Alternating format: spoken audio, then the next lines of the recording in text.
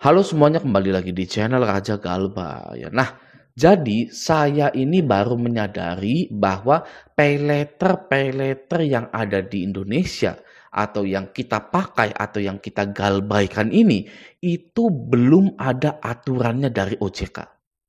Ya, ini sangat mencengangkan sekali ya. Bunganya, dendanya, penagihannya itu belum ada aturannya. Makanya Shopee PayLater itu sering menagih ke nomor yang sering diisi pulsa atau kuota. Ya, saya juga bingung. Kok ini dibiarkan aja gitu ya. PayLater Shopee ini menagih ke nomor yang sering diisi pulsa. Itu kan nggak boleh tuh. Gitu kan ya. Lalu bunga dan dendanya. Kita nggak tahu nih bunga dan dendanya itu apakah sesuai dengan aturan OJK atau tidak. Soalnya kalau kita beli menggunakan paylater itu pasti tinggi sekali uang yang harus dikembalikannya. Gitu ya. Nah, hal ini saya dapatkan sebenarnya sudah 2 minggu yang lalu sebenarnya. Baru saya angkat sekarang. Ya. Di sini portal-portal berita yang sangat terkenal itu memberitakan hal tersebut juga. Oke, bisa kita lihat di sini dari bisnis.com. Ya, OJK ungkap aturan paylater baru keluar tahun depan. Ternyata akan baru dikeluarkan tahun depan. Lalu ada lagi di mana nih? Ya, di kontan.co.id, OJK tengah menyusun aturan mengenai buy now pay later. Baru mau menyusun, gitu ya. Jadi selama ini kita pakai denda, bunga, dan penagihannya itu tidak mengacu pada aturannya OJK. Oke, maka dari itu OJK ini sedang menyiapkan aturan untuk paylater ya yang terbit di tahun depan. Itu tahun 2025. Ini tahun 2024 ya beritanya keluar gitu kan. Pantas saja banyak yang kelimpungan, banyak masyarakat-masyarakat yang sangat berat sekali gitu ya untuk melunasi paylater, jadi banyak yang galbay gitu. Ya bagus sih sebenarnya banyak yang galbay juga. Gitu ya. Nah, kita baca satu-satu dulu di sini ya. Ini dari bisnis, lalu dari kontan gitu kan. Kita pertama dari bisnis dulu. OJK ungkap beban regulasi soal aturan paylater molor dari target.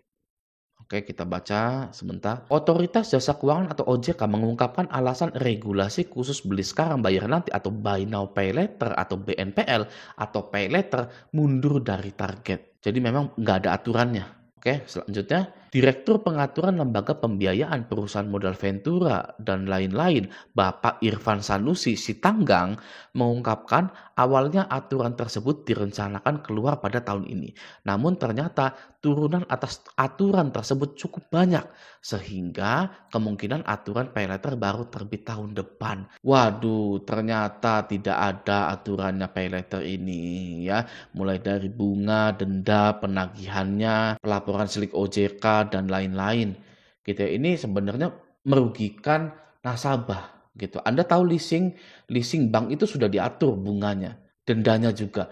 Ini paylater belum gitu kan. Nah itu tuh ya, awas harta Anda terkonversi menjadi pelunasan hutang paylater yang belum ada aturannya. Oke, kita baca dulu lanjut ya. Kami rencanakan dikeluarkan tahun ini, tapi mengingat peraturan turunan dari Undang-Undang POJK cukup banyak, jadi ditunda paling lambat tahun depan. Kata Irfan ditemui di situlah. Oke. Irfan tidak menjelaskan secara rinci apa saja pokok yang akan diatur dalam regulasi baru itu. Namun, dia memastikan bahwa payung hukum terkait dengan paylater tersebut nantinya akan diatur dalam peraturan OJK atau POJK secara khusus. Ya sama seperti pinjol, leasing, gitu kan, bahwa paylater ini nantinya tetap ada di bawah OJK.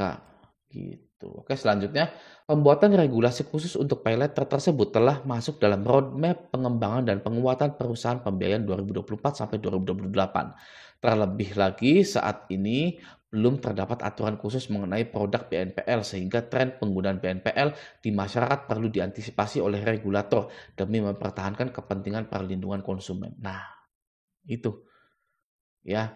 Jadi nggak aman kalau Anda mau tahu pakai paylater itu. Ya, karena di sini kata Irfan, kata orang OJK ya, Irfan itu ya tadi ya. Mana tuh? Nih, ya.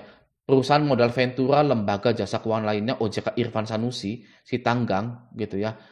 Itu mengantisipasi paylater ini demi memperhatikan kepentingan perlindungan konsumen. Waduh, ya. Berarti sudah ada korbannya dong kalau kayak gitu ya. Karena kan nggak ada aturannya ya. Oke, makanya galbay sajalah. Nah, selanjutnya adapun merujuk peta jalan, ada 8 poin yang bakal diaturan antara lain yang pertama metode penilaian kredit atau credit scoring. Yang kedua suku bunga dan biaya lain-lain. Yang ketiga perlindungan data pribadi. Yang keempat mekanisme layanan pengaduan. Yang kelima mekanisme penagihan. Yang keenam pelaporan informasi konsumen. Yang ketujuh kolektibilitas. Yang kedelapan kemitraan penyelenggaraan paylater. Nah, tuh ya, jadi ini nih, ya 8 ini nih, itu belum ada di paylater itu. Jadi paylater ini bisa tidak sesuai aturan OJK atau melenceng dari ke-8 hal ini. Ya, karena belum diatur tuh. Ya kan, suku bunganya berapa, lalu perlindungan data pribadinya seperti apa, lalu mekanisme penagihannya seperti apa, gitu kan. Ya makanya, ya, nomor 5 mekanisme penagihan, Shopee PayLater sering menghubungi nomor yang sering diisi pulsa dari si pengutang tersebut. Nah, kalau sudah seperti ini, PayLater tidak ada aturannya, maka nasabah PayLater semuanya yang ada di Indonesia jangan pernah bayar lagi PayLater. Ya, karena tidak ada aturannya, tidak ada aturan yang melindungi Anda. Ya, Undang-Undang Perlindungan Konsumen itu sudah disahkan, sudah diadakan, sudah diketok palu ibaratnya. Tapi PayLater ini tidak memiliki aturan, ya, hanya memiliki izin saja. Oke, ibaratnya gini, ya, ada 2 klub bola diizinkan bertanding, ya, tapi tanpa peraturan. Waduh, ya berubah jadi Smackdown, ya, berubah jadi ring tinju. Pastinya ada korban di situ, ya, pasti ada korban di situ. Nah, maka dari itu, inilah alasan tepat kenapa Anda itu harus stop bayar pinjol-pinjol Anda, bayar paylater Anda. Oke, nah Aku Laku PayLater dan Shopee PayLater itu pernah ditegur atau disanksi oleh OJK. Bahkan Aku Laku PayLater itu pernah ditutup oleh OJK. Ya, kita lihat beritanya sebentar ya. Nih bisa kita lihat di sini ya. Alasan OJK atau Otoritas Jasa Keuangan melarang Aku Laku menyediakan layanan PayLater. Ini tahun 2023. Nah di sini ya dari bisnis.com, PayLater Aku Laku masih dibekukan. Begini update dari OJK. Lalu Aku Laku kena sanksi OJK gara-gara PayLaternya. Jadi gimana nih? Ya, paylaternya aja sampai disanksi gitu kan. Gimana perlindungan data kitanya gitu kan. Atau yang lainnya. Coba Shopee PayLater nih ya. Pada 4 April 2024, OJK panggil SPayLater buntut aduan nasabah. Kan PayLater lagi. Gitu kan. Lalu ada lagi nggak nih? Banyak aduan masyarakat OJK panggil SPayLater. Ya ini isinya itu karena penagihannya ini. Ya, coba kita lihat ya. Kita lihat isinya. Judulnya banyak aduan masyarakat, OJK panggil SPayLater. Nah, Otoritas Jasa Keuangan alias OJK telah beberapa kali memanggil PT Commerce Finance atau yang dikenal SPayLater. Pemanggilan ini karena banyaknya aduan masyarakat, salah satunya terkait penagihan. Tuh, ya. Gimana bisa? Kan ininya aja belum ada aturannya, PayLaternya belum ada aturannya. Kita berharap semoga nanti di tahun 2025 ini peraturan PayLater itu ganas, gitu ya. Sampai-sampai banyak yang bangkrut.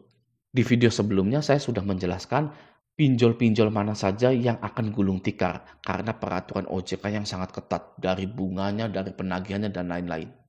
Ya, Anda sudah nonton belum? Coba cek video sebelum ini.